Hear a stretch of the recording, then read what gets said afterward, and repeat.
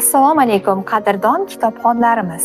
Bugungi kunda kamol ehtirom ila qo'liga qalam tutib, adabiyot maydonida ijod qilishga kirishgan, o'zining qarashlarini, ko'rgan kechirganlarini, mulohazalarini faxr bilan qog'ozga tushirib, insonlar kamolotiga, tarbiyasiga hissa qo'shib kelayotgan yozuvchi va shoirlarni uchratishimiz mumkin. Ana shunday yozuvchilarimizdan biri Rahima Shomansurovadir va uning Millat qiziga kitobini o'qib chiqish uchun siz aziz kitobxonlarga tavsiya qilmoqchiman. Ushbu kitob yozuvchining kelinnoma, qizlar kitobining davomi desak ham bo'ladi. Kitob 1000 nusxada nashr qilingan. Kitob oilaning yuzi, iftixori, farishtasi bo'lish niyatidagi barcha qizlar uchun mo'ljallab yozilgan. Kitob oqila, komila, ruhiyati tiniq, nazari to'q, sabr qanoatli onajonlarimiz, buvijonlarimizning benazir mushohadalari, ibratli hikoyalari, boshdan kechirganlari haqida yozilgan. Demak, kitob nafaqat qizlar uchun, balki qizlarini tarbiya qilayotgan yosh onalar uchun hamdir.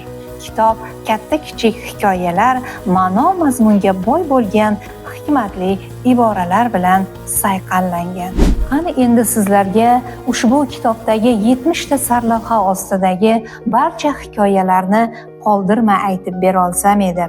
Barcha kitoblar kabi bu kitob ham odamni tarbiyalovchi mohir muallimdir. Jondan aziz farzandlarimiz qalbiga ezgulik va yaxshilikni jo qiladi bu kitob.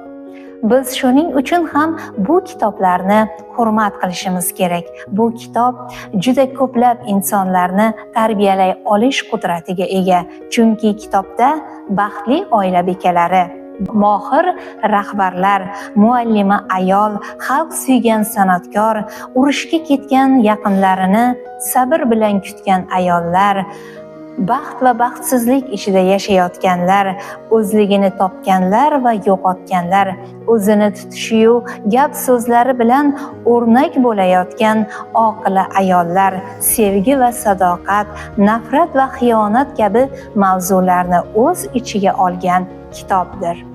Bizning maqsadimiz millat qizlariga hayot saboqlarini o'rgatish, ular duch kelishi mumkin bo'lgan to'siqlarni aql va sabr bilan yechim topishga o'rgatishdir. Shu maqsadda o'zbegim qizlariga kitobni o'qib chiqishni tavsiya qilmoqchiman.